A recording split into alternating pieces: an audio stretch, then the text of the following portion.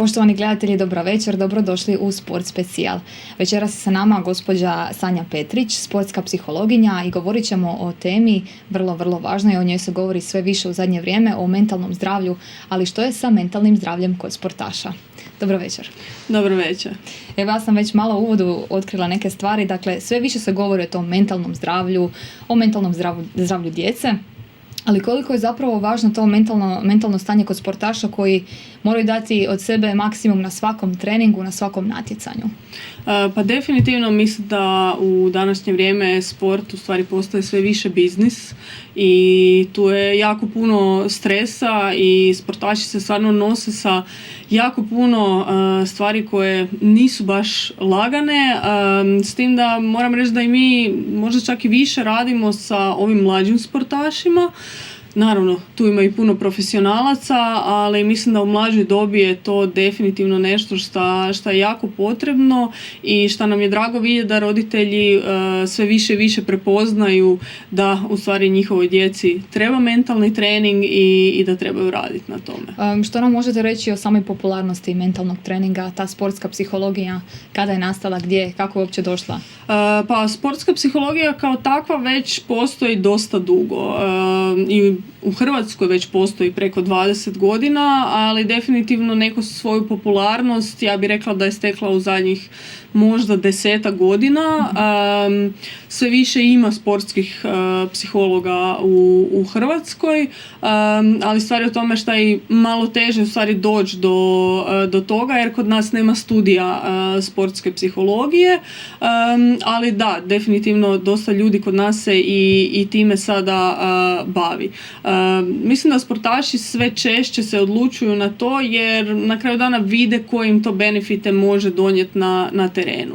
Mislim da danas kad pričamo pogotovo o profesionalnom sportu, svi sportaši su više manje na nekoj istoj razini što se tiče fizičke pripreme, tehničko-taktičke pripreme i sve više razumiju da u stvari ono što razlikuje ove najbolje, ove pobjednike od onih koji nisu uspjeli je u stvari upravo taj neki sportski stav, taj neki mentalitet, to jest možemo reći ta neka mentalna čvrstoća.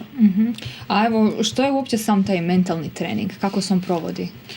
Pa mentalni trening kao takav, u stvari mi to zovemo mentalni trening jer i sportašima to bude puno lakše za razumjeti. Bazično to je sportska psihologija i u stvari kroz te naše mentalne treninge mi učimo sportaše kako da budu bolji, kako da nauče sebi pomoć u tim kritičnim trenucima. Ono što dosta često zna biti zabluda, dođu sportaši kod nas pa kao ajde vi sad mene popravite ili sad vi meni tu ulite, napravite nešto u mozgu, ali u stvari isto kao i svaki ostali trening, oni sami moraju raditi na tome. Znači nama nije cilj da mi njih motiviramo, niti možemo mi njih motivirati, da mi njih kontroliramo ili bilo što takvo. Nama je cilj da mi njih naučimo kako da u stvari oni sami sebi pomognu u tim trenucima. Volimo reći da su glavna neka područja mentalnog treninga koncentracija, motivacija, kontrola emocija i samopouzdanje. I ajmo reći da su to neka područja, to jest problemi iz tih područja su nešto s čim nam se najčešće sportaši i javljaju. I onda kroz razne vježbe, razne tehnike u stvari ih usmjeravamo i učimo kako da onda sve to drže na visokoj razini.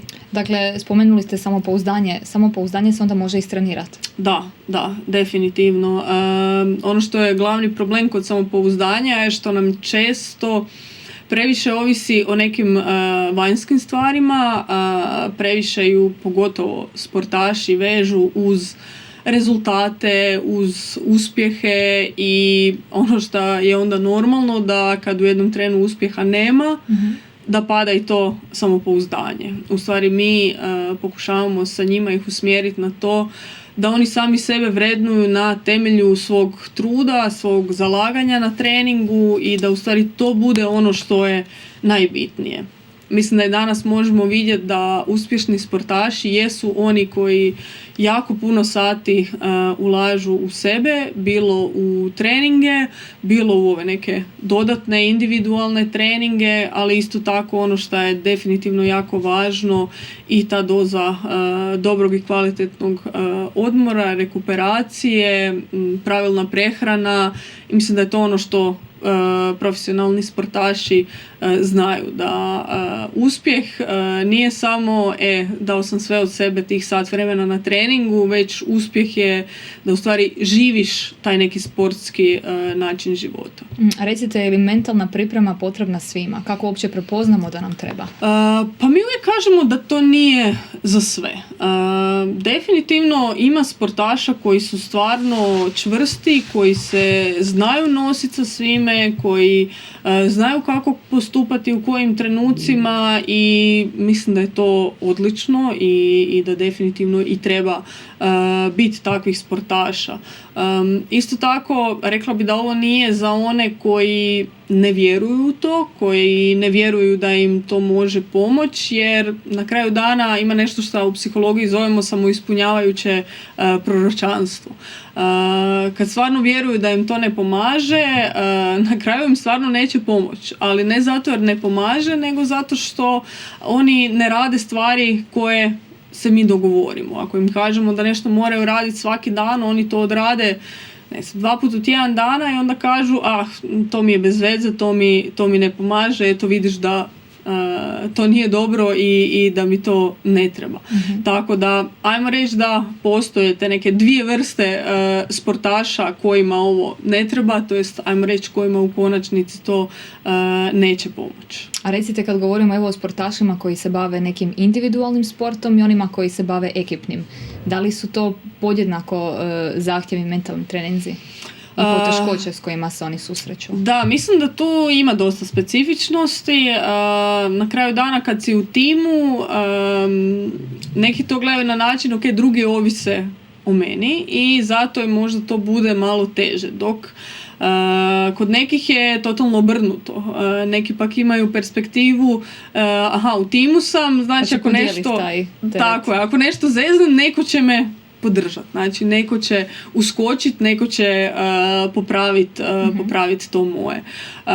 Ali da, kad pričamo o timskim sportovima, definitivno jako bitna stvar komunikacija i ta neka timska kohezivnost, koliko dobro oni funkcioniraju, koliko su usklađeni, koliko su povezani i to onda definitivno i budu neke od stvari na kojima jako puno radimo u tim slučajevima kad stvarno imamo cijele timove sa kojima surađujemo.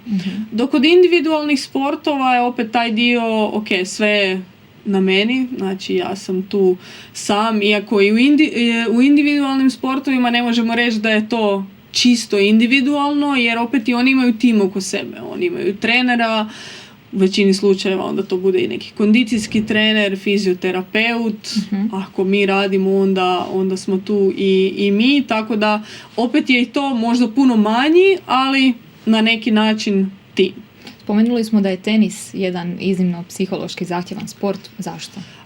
Da, u stvari znaju reći da je psihologija sporta i nastala upravo zbog tenisa.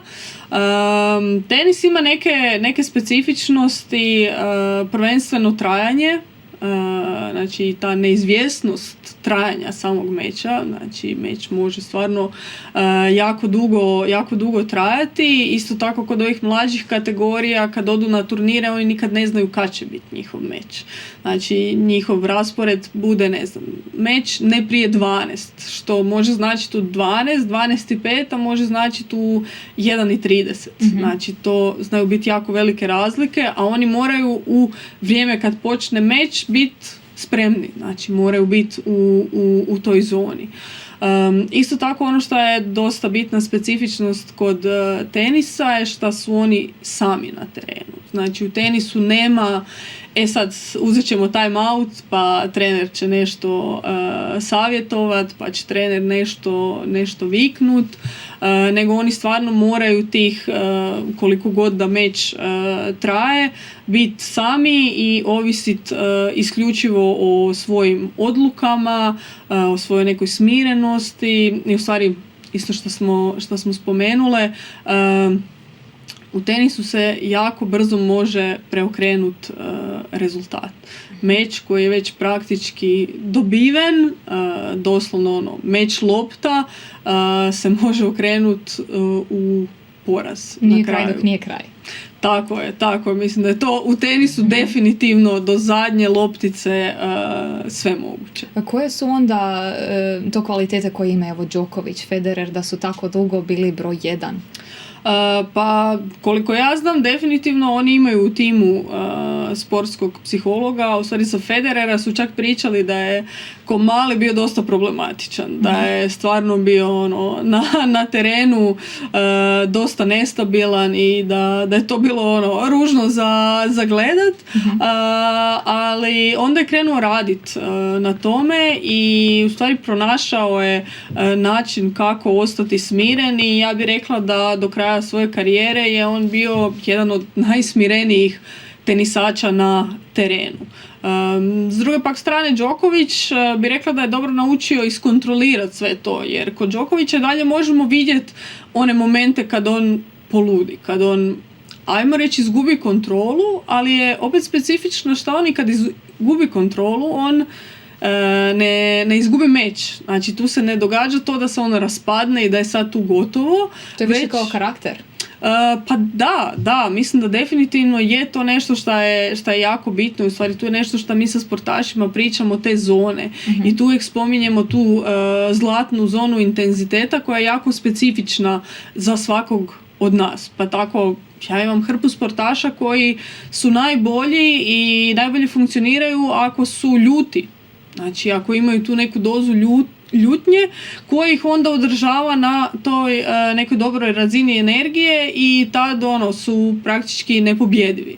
Dok neko ne može ni zamisliti da ljut uđe u meč jer tad je gotovo, raspada se, ne znam, trga rekete i ove neke druge stvari koje definitivno nisu dobre za njih. Evo, kaže se da su muškarci sa Marsa, žene su sa Venere.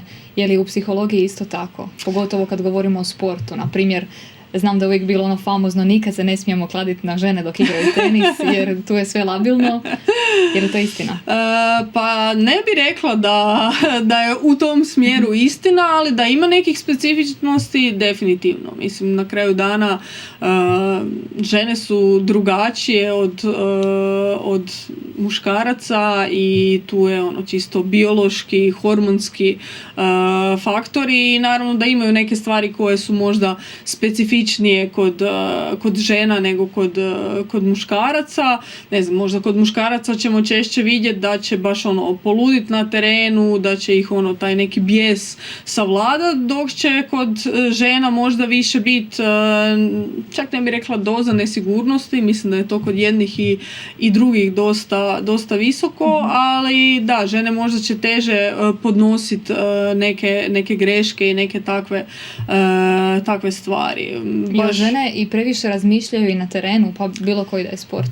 Mislim da tu nema razlike. Ne? Mislim da tu imala sam tih, kako kažemo, overthinkera i muških i ženskih i mislim da tu nema neke razlike, ali evo to možemo povezati na primjer sa tenisom. Mislim da njih jako puno ima u tenisu upravo iz razloga što tenis je specifičan po tome što od cijelog vremena meča u stvari jako malo vremena se provede u igri.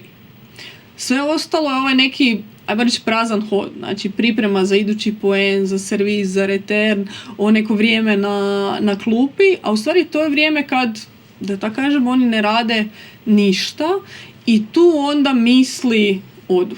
Tu ode to analiziranje, pretjerano razmišljanje, kod nekih ode previše u prošlost, znači neke greške koje su se desile i šta je sve bilo, a kod nekih, na primjer, ode previše u budućnost i onda tu bude ajme šta bi sve se moglo desiti pa hoću opet zeznut i onda u stvari tu je jako važno dobro posložiti neke rutine i zaokupiti se nekim stvarima, doslovno ono, ako treba raditi neke gluposti, evo tu nam je opet, ako pričamo o tenisu, Nadal.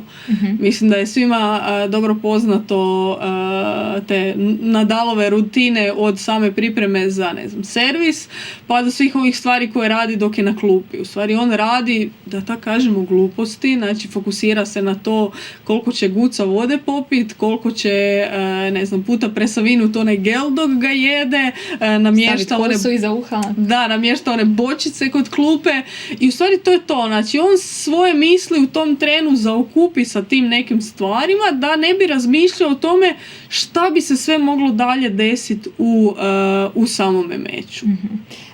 Evo, spomenuli ste da je posebno osjetljiva tema kada govorimo o sportašima u mlađoj dobi. Koja je to dob? Pa mi u stvari se trudimo krenuti najranije od nekih 10 godina. Dakle, to su ona djeca koja su perspektivna u nekom sportu? Pa čak i ne mora biti. Ponekad jednostavno bude ono, djeca vole sport, vole ga trenirat, ali na primjer imaju nekih problema na samim nastupima, ono, bilo da su tu u pitanju utakmice, turniri i ono, roditelji se jave jer samo žele da vide da opet njihovo dijete uživa u tom sportu i žele im pomoć. Tako da, imamo i dosta ovih nekih perspektivnih mladih sportaša u koje se polažu neke nade i postoje neke ono veće mogućnosti za njih, ali isto tako imamo i djece sportaša koje samo ono roditelji žele da budu sretni u stvari na tom terenu. Kakva uloga roditelja mora biti, a s čime se susrećete i da nije baš tako pohvalno? Pa definitivno ono, broj jedan zadatak roditelja je da budu podrška. Znači u stvari da budu tu za svoju djecu, da prvenstveno ove neke stvari, ono, vožnja na trening, ok, naravno tu i spada ovo financiranje samog sporta, da, odlazak na turnire, na utakmice, opet tu se trebaju slušati i želje djece, a opet ako dijete ne želi da dođu roditelji, treba vidjeti zašto. Često roditelji nisu svjesni možda nekih svojih ponašanja na samom terenu. I onda to što oni možda zakolutaju očima ili odmahnu rukom na nešto što je dijete napravilo, dijete to itekako vidi i protumači, ne znam, mama ili tata nisu zadovoljni, opet sam nešto zeznuo, a u stvari roditeljima je to čisto ono nesvjesno odrade i tu kažem, dosta se treba paziti. Mislim, dakle, djeca imaju osjećaj kao da su razočarali roditelja u tom trenutku. Da. I često nam znaju doći roditelji i kažu, ono, mi stvarno nemamo od njih nikakva očekivanja, ne mislimo da će postati profesionalci, da će se ozbiljno s tim baviti. A onda kad pričamo sa djecom, djeca u stvari dobe taj dojam, a kažem, nekad i sama djeca nekako dođu do toga da čak i mi ne vidimo iz kojeg razloga su u stvari mislili da je tako. Naravno ima tu i roditelja koji su ono što smo ispomenule prije emisije, koji nekako ispoljavaju ili svoje neke neostvarene želje ili možda vide u svom djetetu neku priliku za uspjehom i onda jako forsiraju tu djecu do granice da dijete sa svojih, ne znam, 14, 15, 16 godina odustane od sporta jer jednostavno ne uživa više u tome jer osjeća ogroman pritisak od strane roditelja. Evo, pročitala sam u literaturi da je vrlo, vrlo važno kod sportaša da vode dnevnik. Zašto? Pa mi to zovemo sportski dnevnik. Mi uvijek volimo sa sportašima to uvest, ne vode ga svi, nekima je to malo onako tlaka i kažu da ih da im to ne odgovara i da jednostavno ih to samo opterećuje kad znaju da moraju nešto pisati i tu onda ne forsiramo, ali definitivno postoji mnogo benefita vođenja tog dnevnika. Kao prvo malo i oni dobiju neku bolju sliku kako napreduju u nekim stvarima, jer često su to neki mali pomaci i onda kad oni sad to gledaju iz dana u dan, njima se danas ne čini da je ikakav napredak u odnosu na jučer. Ali kad imaju ovaj dnevnik treninga i mogu pročitati, ne znam, ok, danas radimo nešto šta sam isto radio prije 3 tjedna i ok, ajde idem vidjeti prije 3 tjedna kako je tad bilo, kakav sam tad bio. I onda mogu vidjeti tu napredak. Isto tako možemo i raditi neke analize pa vidjeti, ne znam, ako je bio neki lošiji trening, pa možda malo pogledati šta se desilo taj dan. Pa ponekad onda možda vide da svaki put, ne znam, kad imaju trening u rano jutarnjim satima, pa tu uvijek bude nešto lošiji trening. Pa ok, ajmo vidjeti možda doslovno kako se kaže, iz kreveta skoče na teren i ne uspiju se još probuditi niti mentalno, niti fizički do kraja, pa onda vidimo šta možemo tu napraviti da malo to popravimo i da u stvari bude sve to bolje. Dakle, onda je vrlo bitna disciplina vođenja tog dnevnika, da se drži neka konstanta kako bi se prepoznao problem. Da. I zato kažem, mi uvijek njima kažemo na početku, ok, ajmo krenut, dogovorimo se na koji način će voditi taj trening, kako će to izgledat. Mislim, to bude onako u početku nekoliko natuknica, nije to ko dragi dnevniče pa ima nekoliko stranica, već to bude onako dosta kratko, ali trudimo se da oni stvarno vode to neko vrijeme, a onda vidimo da li je to nešto što im pomaže, što im odgovara ili ne. Mislim, imamo i primjera da doslovno nekad toliko se oduševe time da za svaki trening A4 papir ispišu sa svojim bilješkama. Važno je postaviti si neki cilj u životu, međutim često ga pogrešno postavljamo ili ga ne znamo doći do njega. Kako? To je u stvari jedna tema koju mi ponekad i 2 sata obrađujemo sa našim sportašima, ali da, definitivno bitno je voditi se nekim pravilima. Postoji nešto što mi radimo sa sportašima što se zovu SMART kriteriji, da sad ne objašnjavamo sve, ali svi koje zanima mogu malo to proguglat, ali da, definitivno treba postaviti dobre ciljeve, treba postaviti više vrsta ciljeva, znači ne samo oni neki ciljevi rezultata, nekog uspjeha, pa tako, ne znam, tenisači žele osvojiti Grand Slam, nogometaši žele igrati za reprezentaciju, biti u klubu Lige prvaka ili nešto tako, već u stvari moramo i postaviti sve ove neke manje ciljeve kako ćemo doći do toga.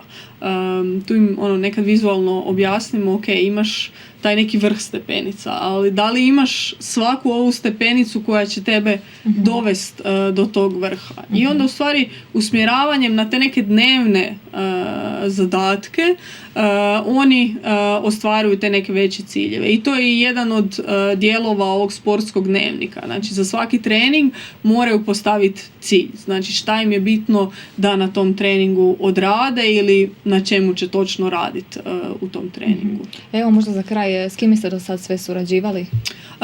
Pa evo, kao što sam rekla, u nešto više od 7 godina stvarno jako puno sportaša je već prošlo kroz naš ured. Od nekih sportskih timova izdvojila bi Futsal Dinamo s kojim smo sezonu i još nešto malo više surađivali, HNK Gorica s kojima smo isto neko vrijeme surađivali prošle sezone. Ovako od individualnih sportaša, Ante Budimir, možda najveće ime koje je kod nas, naš nogometni reprezentativac, ali isto tako i puno ovih mlađih sportaša, evo, mislim da preko 35 različitih sportova sam do sad upoznala i definitivno mislim da nas još puno toga čeka u budućnosti. Mislite da je kroz red, rad, disciplinu, upornost sve moguće? Definitivno, mislim da je puno više toga moguće kroz to nego kroz sami talent na koji se neki oslanjaju i mislim da im to treba biti jasno od malih nogu. Evo Sanja, puno hvala na gostovanju. Ništa, hvala vama na pozivu. Poštovani gledatelji, došli smo do kraja još jednog sport specijala. Ostanite uz nas jer slijedi Zagrebancija.